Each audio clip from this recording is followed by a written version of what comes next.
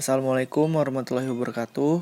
Nama saya Muhammad Faris Aulia Jahri, NIM 200-09658 dari kelas SPGB. Pada materi kali ini, saya akan membahas mengenai pengertian, jenis dan faktor kelembapan udara serta alat pengukurnya. Kelembaban udara adalah di mana kandungan air yang menguap di atmosfer tinggi atau banyak. Kelembapan udara memiliki fungsi dan manfaatnya sendiri, misalnya untuk budidaya jamur. Sebelum pembahasan lebih dalam, kita harus tahu terlebih dahulu pengertian kelembapan udara. Pengertian kelembapan udara adalah merupakan campuran gas antara udara dan uap air yang menguap ke atmosfer. Jumlah uap air tersebut adalah bagian kecil pada atmosfer, sekitar 2% dari jumlah masanya. Jumlah tersebut tidaklah konstan, bisa bervariasi sekitar 0-5%. Alat untuk mengukur kelembaban udara adalah hygrometer dan psikometer. Psikometer ini dan hygrometer adalah salah satu contoh dari alat untuk mengukur kelembaban udara. Walaupun uap air ini memiliki jumlah yang kecil, tetapi karena adanya uap air ini bisa menjadi salah satu indikator akan terjadinya hujan. Uap air tersebut juga dapat menyerap radiasi bumi. Maka dari itu kelembapan udara juga berperan dalam mengatur suhu. Jika semakin besar uap air dalam udara, maka semakin besar pula energi potensial yang tersedia pada suatu atmosfer, dan hal ini juga merupakan sumber terjadinya hujan angin. Ini berarti dapat menentukan udara itu kekal atau tidak kekal. Selanjutnya ada jenis-jenis kelembapan udara yang dibagi menjadi 3 bentuk. Yang pertama ada kelembaban spesifik, yang merupakan di mana berat air per satuan berat udara dengan satuan gram per kilogram memiliki berat yang hampir sama dengan tekanan udara. Di atas lautan juga mengikuti tekanan udara. Saat tekanan udara tinggi, maka kelembaban spesifik juga tinggi. Di daratan mengalami 2 kali maksimum kelembaban dan juga 2 kali minimum kelembapan selama 24 jam. Yang pertama ada kelembapan minimum pertama saat tekanan minimum. Yang kedua ada kelembaban maksimum pertama saat menjelang tengah hari. Yang ketiga ada kelembaban minimum kedua saat senja hari. Yang keempat kelembaban maksimum kedua saat tekanan turun. Kelembapan tertinggi biasanya terjadi pada musim panas dan terendah pada musim dingin. Pada daerah yang bermusim hujan dan kemarau, maka kelembapan udara tertinggi terjadi pada musim hujan dan kelembapan terendah terjadi pada musim kemarau. Yang kedua ada kelembapan absolut, kelembapan yang merupakan berat uap air persatuan dengan volume udara. Dan yang terakhir ada kelembapan udara nisbi atau relatif. Kelembapan udara nisbi atau relatif merupakan perbandingan di mana uap air yang benar-benar berada di udara dengan jumlah uap air dalam udara tersebut. Jika temperatur dan tekanan sama, maka udara tersebut penuh dengan uap air. Pada harian, kelembapan udara nisbi ini berlawanan dengan suhu maksimum pagi hari dan juga suhu minimum sore hari. Sedangkan pada tahunan bervariasi. Jika menurut lintang, pada lintang kecil 30 derajat lintang utara, lintang selatan besar. Maka pada musim panas akan kecil, dan jika pada musim dingin di daerah lintang besar dan juga sebaliknya. Berikut ini ada beberapa pengertian dan istilah kelembapan udara. Yang pertama ada RH. Dalam kelembapan udara merupakan kapasitas udara atau kelembapan spesifik. Satuan RH ini adalah persen. Yang kedua ada titik embun, merupakan suhu yang bertepatan dengan titik jenuhnya udara. Jika udara didinginkan dan melampaui titik embun, maka akan dilepas karena tidak dapat dikandung oleh udara. Yang ketiga ada kondensasi, yang artinya di mana perubahan air dari bentuk uap ke cair. Yang keempat ada sublimasi, yang merupakan perubahan bentuk uap ke padat. Selanjutnya ada 8 faktor-faktor kelembapan udara. Yang pertama ada suhu. Suhu di sini adalah suhu panas pada suatu benda. Jika semakin tinggi suhu suatu benda, maka keadaan benda tersebut akan semakin panas. Sebaliknya, jika suhu pada benda itu rendah, maka keadaan benda tersebut dingin. Pada kelembapan udara berhubungan dengan suhu. Jika udara memiliki suhu yang tinggi, maka semakin rendah kelembapan udara tersebut. Sebaliknya, jika udara memiliki suhu yang rendah, maka kelembapan udara akan semakin tinggi. Yang kedua ada tekanan udara. Pada faktor tekanan udara akan berbanding lurus dengan tingkat kelembapan udara. Jika semakin tinggi tekanan udara di suatu tempat tersebut, maka udara pada tempat tersebut memiliki kelembapan yang tinggi. Hal ini dikarenakan udara memiliki jumlah yang terbatas. Yang ketiga ada pergerakan angin. Pergerakan angin juga mempengaruhi kelembapan udara, karena angin dapat mempengaruhi proses penguapan pada sumber air, dan juga angin merupakan faktor dalam pembentukan awan. Yang keempat, ada kuantitas dan kualitas penyinaran oleh matahari. Penyinaran yang dilakukan matahari yang tinggi akan menurunkan kelembapan udara yang tinggi. Hal ini karena penyinaran oleh matahari dapat menghilangkan kandungan uap air, sehingga dapat berdampak pada menurunnya tingkat kelembapan udara. Yang kelima, ada vegetasi. Vegetasi adalah adanya tumbuh-tumbuhan di suatu tempat. Yang mempengaruhi kelembapan udara dari vegetasi adalah karena kerapatannya. Jika terdapat tempat yang memiliki vegetasi yang tinggi, maka tempat tersebut memiliki tingkat kelembapan udara yang tinggi. Begitupun sebaliknya. Faktor yang keenam adalah ketersediaannya air. Adanya air merupakan salah satu yang menentukan kelembapan udara di suatu tempat, karena kelembapan udara bisa diukur karena dari banyaknya jumlah uap air yang terkandung di dalam udara tersebut. Sehingga tempat yang memiliki ketersediaan yang jumlah besar, maka akan memiliki tingkat kelembapan udara yang tinggi. Begitupun sebaliknya. Yang ketujuh, ada ketinggian tempat.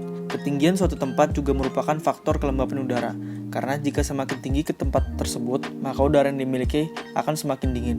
Hal ini dikarenakan kandungan uap airnya lebih banyak, sehingga semakin tinggi suatu tempat, maka kelembapan udara akan semakin tinggi, dan juga sebaliknya. Yang terakhir, ada kerapatan udara. Pada faktor kerapatan udara, ini mempengaruhi kelembapan udara karena semakin rapat udara di suatu tempat, maka akan memiliki kelembapan yang tinggi, dan juga sebaliknya. Demikian penjelasan materi mengenai pengertian, jenis, dan faktor kelembapan udara. Selanjutnya, kita akan beralih ke alat pengukur kelembapan udara. Alat pengukur kelembapan udara di samping ini bernama hygrometer. Alat ini memang memiliki banyak manfaat bagi kehidupan manusia. Buktinya, beberapa kegiatan yang membutuhkan eksistensi dari alat ini akan menjadi lebih tertata, seperti pada kegiatan budidaya jamur. Alat ini akan mengukur kelembapan di mana tempat jamur itu ditanam. Alhasil, jamur pun bisa berkembang dengan sangat baik, karena salah satu pengaturan itu. Tidak hanya dalam kegiatan budidaya jamur saja, ternyata alat ini sudah umum digunakan untuk mengukur tingkat kelembapan kandang reptil, burung walet, hingga penetasan telur. Fungsinya tentu agar makhluk hidup di dalamnya dapat berkembang biak dengan baik. Jika di dalam produksi, hygrometer biasa ditemukan di dalam box suatu produk, katakanlah kamera, yakni untuk menjaga kualitas dan keawetan produk. Bayangkan jika produk yang sudah di-packaging rusak atau berjamur, tentu akan merugikan perusahaan. Itu mengapa perusahaan memerlukan alat ini untuk menunjang performa dari produk mereka. Jika kita membahas mengenai voltmeter, ampermeter, mungkin sudah menjadi hal biasa, karena istilah ini sangat umum, namun berbeda dengan hygrometer. Tidak semua orang tahu tentang ini. Apa itu definisi dari hygrometer? Pengertian hygrometer adalah sebuah alat yang dapat digunakan untuk menentukan kelembapan atmosfer yang mana dapat menunjukkan kelembapan yang relatif. Maksud dari relatif ini adalah persentase dari kelembapan udara, kelembapan mutlak, atau dari keduanya. Untuk jenis yang standar, alat ini hanya bisa digunakan untuk mengukur cuaca yang umum saja, yakni kering dan basah. Sedangkan untuk jenis lainnya merupakan bagian dari humiditas, sebuah perangkat yang berkaitan dengan alat ukur kelembapan. Berbicara mengenai skalanya, ada 2 skala pada hygrometer. Pertama, skala untuk menunjukkan kelembapan ruangan. Yang kedua, skala yang menunjukkan temperatur ruangan. Untuk mengetahui mana skala yang muncul, Anda bisa meletakkannya di sebuah tempat yang ingin diukur kelembapannya. Setelah beberapa saat, Anda akan mendapati huruf H yang menunjukkan skala kelembapan. Selain hygrometer standar, alat ukur ini memiliki versi lama yang bisa dipasang melekat dengan dinding. Ya, hampir sama dengan termometer. Cara baca hasil dari pengukuran alat ini, Anda harus terlebih dahulu memberikan udara pada alat ini dengan cara mengipas-ngipaskannya. Hygrometer sendiri dapat dikatakan sebagai perangkat yang menunjukkan suatu kelembapan atmosfer dan persentase dari kelembapan yang ada di udara. Di zaman yang serba modern ini, alat tersebut biasa dimanfaatkan untuk melakukan peramalan cuaca sehingga orang akan tahu lebih cepat bagaimana kondisi cuaca di wilayah mereka. Dalam menjalankan tugasnya, alat ukur ini menggunakan 2 termometer yang berguna untuk mengukur suhu biasa dan suhu lembab.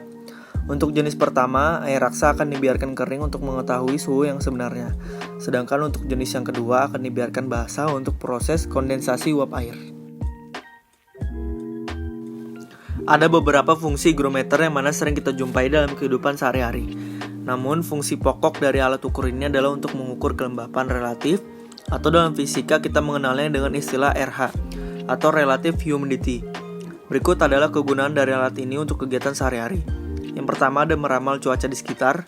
Yang kedua untuk mengetahui dan monitoring kelembapan laboratorium. Yang ketiga ada mengetahui kelembapan dari ruangan penyimpanan. Yang keempat berguna dalam kegiatan pembuatan tanaman. Yang kelima dipakai untuk sebuah penelitian. Cara menggunakan hygrometer itu sangat sederhana, tidak jauh berbeda dengan alat ukur termometer. Caranya yaitu dengan meletakkan alat ini di tempat yang ingin diukur kelembapannya. Lalu, Anda hanya perlu menunggu beberapa saat saja, dan kemudian baca skala yang ditunjukkannya. Skala yang terlihat umumnya ditandai dengan tanda persen, bersama dengan derajat Celcius. Pada alat-alat atau produk elektronik ataupun barang tertentu, peletakan hygrometer adalah untuk mencegah memunculnya jamur. Keberadaan jamur tentu akan membuat barang tersebut menjadi tidak awet dan cepat rusak. Ada beberapa macam hygrometer yang perlu kita ketahui. Yang pertama ada hygrometer logam. Hygrometer logam biasa disebut dengan kertas jenis koil. Apa fungsi dari kertas koil ini? Kertas ini memiliki fungsi untuk menunjukkan indikasi yang cepat terhadap perubahan kelembapan. Kertas ini seringkali dipakai untuk perangkat yang terjangkau dengan akurasi yang terbatas. Cara kerja alat ini adalah dengan mencari unit identik yang banyak ditunjukkan. Ini juga akan menunjukkan suatu perbedaan yang dapat dilihat dari persentase 10% atau lebih. Kelembapan pada alat ini nantinya akan terserap oleh strip kertas garam. Kertas itu sudah diresapi dan juga menempel pada kumparan logam. Ini tentu akan menyebabkan perubahan bentuk yang dapat diketahui dengan mudah. Indikasi dial akan terjadi jika terdapat perubahan panjang pada analog dengan termometer bimetal. Yang kedua ada hygrometer rambut ketegangan. Dari namanya saja Anda bisa menebak jika alat ukur ini menggunakan rambut untuk pengukuran. Rambut yang digunakan adalah rambut manusia dan hewan yang berada di bawah ketegangan.